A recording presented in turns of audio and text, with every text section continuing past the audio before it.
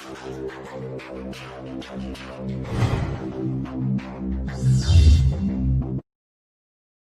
Everyone, इस video में हम सीखने वाले हैं कि आइसोथर्मल रिवर्सिबल एक्सपेंशन प्रोसेस में एक आइडियल गैस का वर्क डन कितना होता है और किस तरीके से हम उसे डिटरमिन कर सकते हैं। फर्स्ट थिंग, आप उसके नाम से देखिए, आइसोथर्मल प्रोसेस है तो जो डेल्टा टी होगा वो आपका 0 होगा।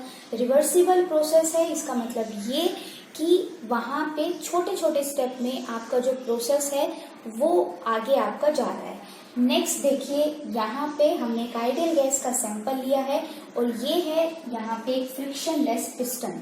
ये जो पिस्टन है ये इस गैस पे प्रेशर क्रिएट कर रहा है, प्रेशर लगा रहा है, जिसे हम P एक्सटर्नल से डिनोट करते हैं। साथ ही साथ में जो आपकी गैस है that is colliding against the wall of container and the gas molecules are also colliding with each other। तो गैस मोलिक्यूल भी यहाँ पे प्रेशर क्रिएट करती है जो ऑपोजिट डायरेक्शन में है और उसे हम आप गैस का प्रेशर बोल लीजिए या फिर आप बोल सकते हैं कि प्रेशर क्रिएटेड बाय गैस, या जिसे हम P गैस से यहाँ पे डिनोट करते हैं। अभी देखिए क्या है, अगर आपका जो एक्सटर्नल प्रेशर है जो आपका पिस्टन से लगाया जा रहा है और वही प्रेशर जो आपके गैस के प्रेशर के अगर इक्वल है तो जो आपका पिस्टन है that will be in the stationary position, there will be no movement in that position. वो उसी प्लेस पे रहेगा आपका पिस्टन। लेकिन किसी मूवमेंट में, किसी एक छोटे स्टेप में अगर आपका जो एक्सटर्नल प्रेशर है वो कम है गैस के प्रेशर से, मीन्स गैस मॉलिक्यूल जो हैं वो आपका कहाँ जा रही हैं, उस पिस्टन को अपवर्ड डायरेक्शन में लेके जा रही हैं, तो वहां पे जो प्रेशर डिफरेंस की वजह से, डीपी की वजह से जो आपका पिस्टन जो है वो मूव कर रहा है, उसको सपोज कर लेते हैं कि वो dl डिस्टेंस से अपवर्ड डायरेक्शन में मूव करता है। तो उस स्टेप में, उस मूवमेंट में जो गैस मॉलिक्यूल्स ने वर्क डन किया उसे हम डिनोट कर सकते हैं dw से।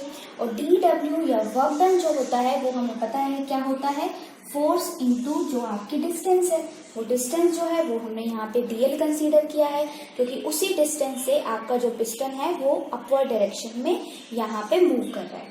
अभी देखिए, फोर्स को आप लिख सकते हैं pressure into area of that piston into that dl। अभी देखिए, area into this third dimension, तो आप इसे लिख सकते हैं चेंज इन वॉल्यूम, क्योंकि वॉल्यूम भी यहाँ पे चेंज होगा। V1 से V2 आप उसे बोल सकते हैं कि पहले जो वॉल्यूम था वो V1 था, अब वो इंक्रीज होके आपका V2 हो गया है।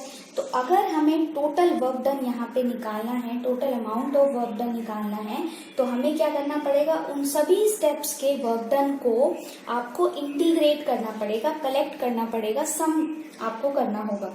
तो जो टोटल वर्क डन होगा उसे आप W लिखेंगे, क्योंकि आप इंटीग्रेशन के बाद जो आपका dw है वो w में कन्वर्ट हो जाएगा।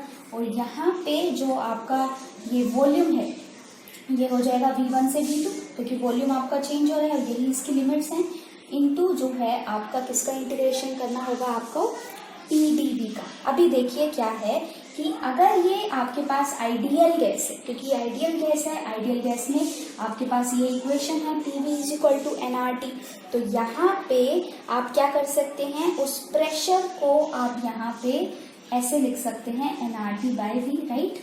तो यहाँ पे हम इस इक्वेशन का यूज करेंगे, इस रिलेशन का यूज करेंगे, V1 to V2, यहाँ पे माइनस है आपका, P की जगह आप लिख सकते हैं nRT/V इनटू में हो जाएगा आपका D। अभी देखिए, इस एक्सप्रेशन में जब आप इसको इंटीग्रेट करेंगे तो यहाँ पे नंबर ऑफ मोल्स R और T ये सभी के सभी कांस्टेंट हैं, राइट। आइसोथर्मल है तो आपका टेम्परेचर कांस्टेंट, और उस एक्सपेरिमेंट के लिए, उस पर्टिकुलर आपका जो एक्सपेरिमेंट है उसके लिए नंबर ऑफ मोल्स जो हैं गैस के वो कांस्टेंट रहेंगे, R आपका गैस कांस्टेंट है, तो इसे आप बाहर ले सकते हैं। तो आपका हो जाएगा V1 to V2 और अंदर रह जाएगा dV/V। अभी देखिए, जब आप इसे इंटीग्रेट करेंगे तो ये हो जाएगा आपके पास -nRT ln V2/V1 after putting the limits, right. So ये हो जाएगा आपके पास -nRT ln V2/V1। अगर इसी एक्सप्रेशन को आपको प्रेशर की टर्म्स में लिखना है तो आपको बॉयल्स लॉ का यूज करना पड़ेगा। बॉयल्स लॉ क्या था आपके पास, P1 V1 is equal to P2 V2, right. तो वहां से जो आपका V2 बाय V1 है वो होता है आपका P1 बाय P2। तो आप यहाँ पे ln P1 बाय P2 भी लिख सकते हैं, वो आपके इस एक्सप्रेशन का दूसरा फॉर्म हो जाएगा। उसके बाद अगर आप इस ln को log में कन्वर्ट करना चाहते हैं then you need to multiply by 2.303, right. तो आप उस तरीके से इसकी डिफरेंट फॉर्म्स को लिख सकते हैं। यहाँ पे मैं आपके लिए लिख दे रही हूँ कुछ फॉर्म्स को।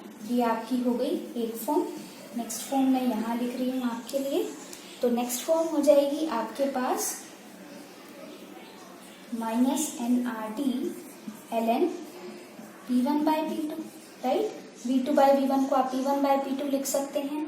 और अगर आपको ये ln को खत्म करना है, log में लेके आना है, तो ये जो आपका एक्सप्रेशन है ये हो जाएगा -2.303 nRT log V2 by V1। और प्रेशर की टर्म्स में आप इसको लिख सकते हैं P1 बाय P2। तो ये सभी आपकी इस जो आपका एक्सप्रेशन है उसकी आपकी फॉर्म्स होती हैं। अभी देखिए इसी के ऊपर बेस्ड आप न्यूमेरिकल कैसे कर सकते हैं, तो उसके लिए एक न्यूमेरिकल लिया है मैंने यहाँ पे, आप उसे पढ़िए पहले, उसे समझिए, उसके बाद हम उसे सोल्व करते हैं। देखिए 1 mole of an ideal gas, तो नंबर ऑफ मोल है आपके पास 1, right, n is equal to 1। एक आइडियल गैस है आपके पास एट 25 डिग्री सेल्सियस, टेम्परेचर आपको दिया गया है 25 डिग्री सेल्सियस, उसको आप कन्वर्ट भी कर सकते हैं केल्विन में। Is allowed to expand reversibly, तो यही आपका केस है, राइट। टेम्परेचर आप कांस्टेंट रख रहे हैं एट कांस्टेंट टेम्परेचर, तो आइसोथर्मल प्रोसेस है, रिवर्सिबली एक्सपैंड कर रही है, मीन्स यही प्रोसेस है। आपको बोल रहा है कि that is expanding from a volume of 10 litre to 20 litre, calculate the work done in joules, right. तो हमें सीधे तौर पे यहाँ पे आपको वर्क डन निकालना है। वर्क डन के लिए आपके पास ये कुछ फॉर्म्स हैं, आप इनका यूज कर सकते हैं। तो अभी मैं इस फॉर्म का यहाँ पे यूज करने वाली हूँ -2.303 nRT log V2 by V1। तो आपका वर्क डन है -2.303 nRT log V2 by V1।